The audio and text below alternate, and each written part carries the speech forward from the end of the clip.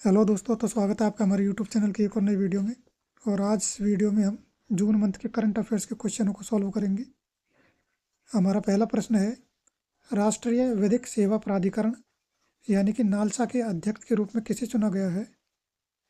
इस प्रश्न का हमारा उत्तर होगा ऑप्शन 3, न्यायमूर्ति सूर्यकांत। हमारा अगला प्रश्न है, जम्मू कश्मीर में ऑपरेशन केलर को किसके द्वारा संचालित किया गया है? हमारा सही ऑप्शन है राष्ट्रीय राइफल्स। भारतीय सेना द्वारा जम्मू कश्मीर के शोपिया जिले में 13 मई 2025 को शुरू किया गया यह एक आतंकवाद विरोधी अभियान है। हमारा अगला प्रश्न है, नोमैडिक एलिफेंट सैन्य अभ्यास किन दो देशों के मध्य किया जाता है? इस प्रश्न का सही उत्तर होगा ऑप्शन 2, भारत और मंगोलिया के बीच नोमैडिक एलिफेंट सैन्य अभ्यास किया जाता है। नोमैडिक एलिफेंट एक संयुक्त सैन्य अभ्यास है जो भारत और मंगोलिया के बीच आयोजित किया जाता है और इसका 17वां संस्करण मंगोलिया के उलान बाटार में आयोजित हो रहा है। बढ़ते अगले प्रश्न पर।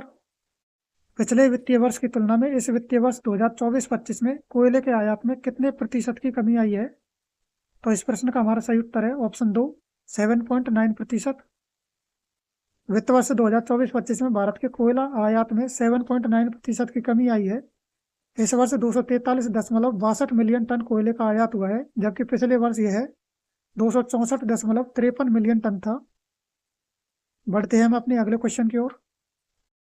घाटमपुर थर्मल पावर परियोजना का उद्घाटन किस राज्य में किया गया है? इस प्रश्न का हमारा उत्तर होगा ऑप्शन 2, उत्तर प्रदेश। प्रधानमंत्री नरेंद्र मोदी ने उत्तर प्रदेश के कानपुर में घाटमपुर थर्मल पावर परियोजना की यूनिट 1 का उद्घाटन किया है और यह परियोजना नवेली उत्तर प्रदेश पावर लिमिटेड द्वारा कार्यान्वित की जा रही है। बढ़ते अगले क्वेश्चन की ओर। 100% साक्षरता हासिल करने वाला दूसरा राज्य बन गया है। तो इस प्रश्न का हमारा उत्तर है गोवा राज्य 100% साक्षरता हासिल करने वाला दूसरा राज्य बन गया है। हमारा अगला क्वेश्चन है, कितनी नर्सों को राष्ट्रीय फ्लोरेंस नाइटिंगेल पुरस्कार प्रदान किए गए हैं?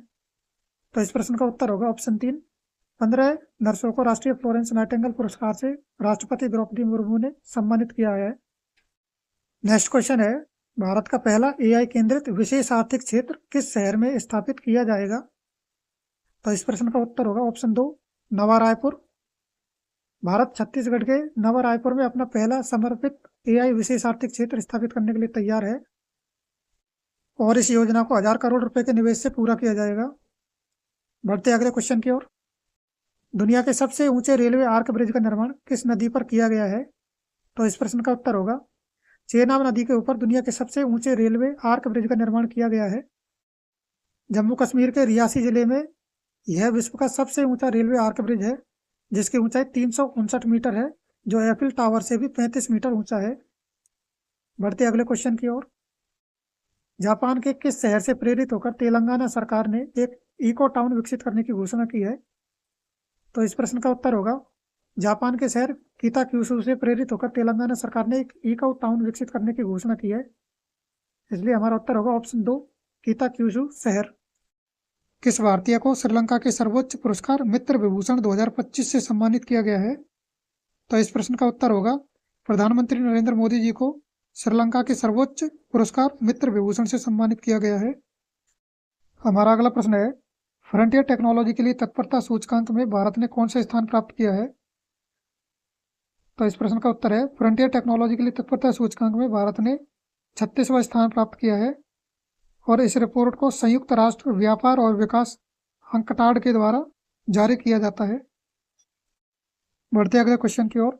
नेपाल भारत के संयुक्त अभियान द्वारा किस पर्वत पर चढ़ाई की गई है? तो इस प्रश्न का उत्तर है नेपाल भारत के संयुक्त अभियान द्वारा माउंट कंचनजंगा पर चढ़ाई की गई है।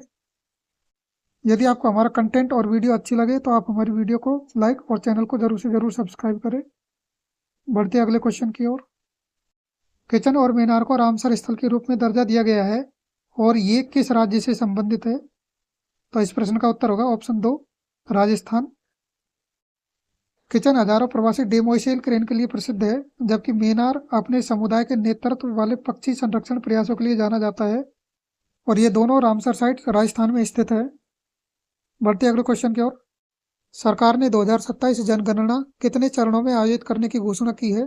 तो इस प्रश्न का उत्तर होगा सरकार ने 2027 की जो जनगणना है उसको 2 चरणों में आयोजित करने की घोषणा की है और इस जनगणना में 1931 के बाद पहली बार जाति आधारित जनगणना भी की जाएगी। बढ़ते अगले क्वेश्चन की ओर।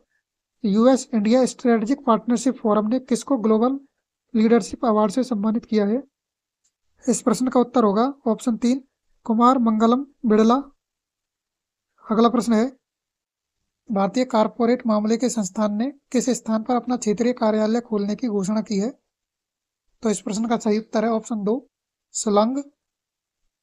हमारा अगला प्रश्न है, अमरनाथ यात्रा 2025 की सुरक्षा के लिए किस ऑपरेशन को चलाया जा रहा है? तो इस प्रश्न का उत्तर होगा ऑप्शन 4 ऑपरेशन शिव। अमरनाथ यात्रा को सुरक्षित बनाने के लिए भारतीय सेना द्वारा ऑपरेशन शिवा नामक एक विशेष अभियान चलाया जा रहा है। यात्रियों की सुरक्षा के लिए सेना, अर्धसैनिक बल और जम्मू कश्मीर पुलिस मिलकर काम कर रहे हैं। वहीं यात्रा मार्गों और पवित्र गुफा की ड्रोन से निगरानी की जा रही है। इसलिए हमारा सही उत्तर होगा ऑपरेशन शिव अथवा शिवा। हमारा अगला प्रश्न है, चौथी भारत मध्य एशिया वार्ता का आयोजन किस शहर में किया गया था? तो इस प्रश्न का हमारा उत्तर होगा ऑप्शन 1 नई दिल्ली। हमारा अगला प्रश्न है, सी केयर्स 2.0 पोर्टल को किस मंत्रालय के द्वारा लॉन्च किया गया है?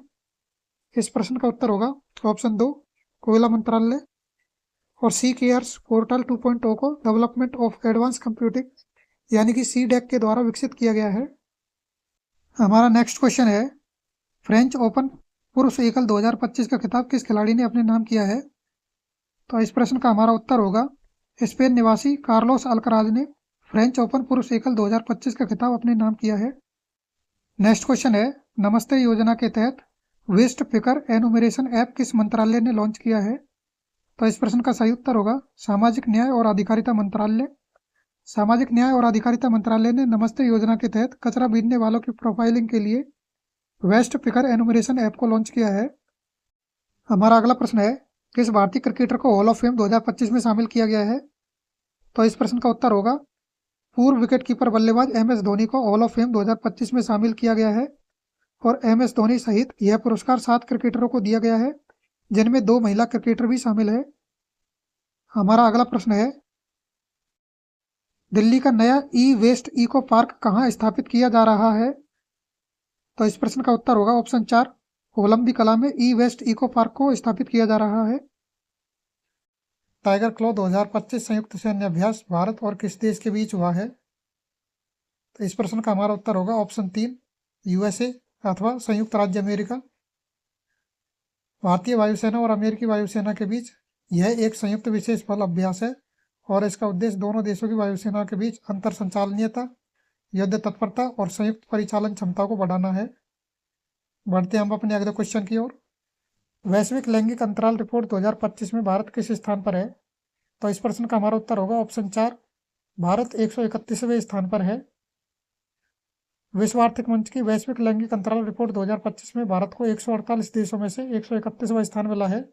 वही वर्ष 2025 में आइसलैंड शीर्ष पर है और फिनलैंड, नॉर्वे, यूनाइटेड किंगडम और न्यूजीलैंड भी शीर्ष 5 देशों में शामिल है।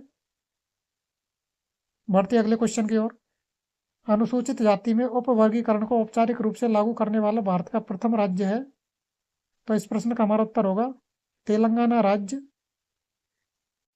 हमारा अगला प्रश्न है, सुरुचि इंदर सिंह ने ISSF विश्व कप 2025 में महिलाओं की 10 मीटर एयर पिस्टल स्पर्धा में कौन सा पदक जीता है? तो सुरुचि इंदर सिंह ने स्वर्ण पदक जीता है। बढ़ते अगले क्वेश्चन की ओर। हाल ही में पद्म विभूषण से सम्मानित कुमुदिनी लाखिया का निधन हो गया है। वे किस नृत्य से संबंधित नृत्यांगना थी? तो इस प्रश्न का हमारा उत्तर होगा ऑप्शन 2 कुमुदिनी लाखिया कथक नृत्य से संबंधित नृत्यांगना थी। हमारा अगला प्रश्न है, लखनऊ को किस श्रेणी के तहत यूनेस्को क्रिएटिव सिटी के रूप में प्रस्तावित किया गया है? तो इस प्रश्न का हमारा उत्तर होगा ऑप्शन 1 गैस्ट्रोनॉमी श्रेणी के तहत क्रिएटिव सिटी के रूप में प्रस्तावित किया गया है। वहीं यूनेस्को क्रिएटिव सिटीज नेटवर्क एक ऐसा नेटवर्क है जो शहरों को रचनात्मक और सांस्कृतिक उद्योगों को शहरी विकास के केंद्र में रखने के लिए मान्यता देता है और इस नेटवर्क को 2004 में यूनेस्को द्वारा शुरू किया गया था। आज की वीडियो को यहीं पर समापन करते हैं और उम्मीद करते हैं आपको ये वीडियो पसंद आई होगी। यदि आपको ये वीडियो पसंद आए तो आप हमारी वीडियो को लाइक और चैनल को जरूर से जरूर सब्सक्राइब करें।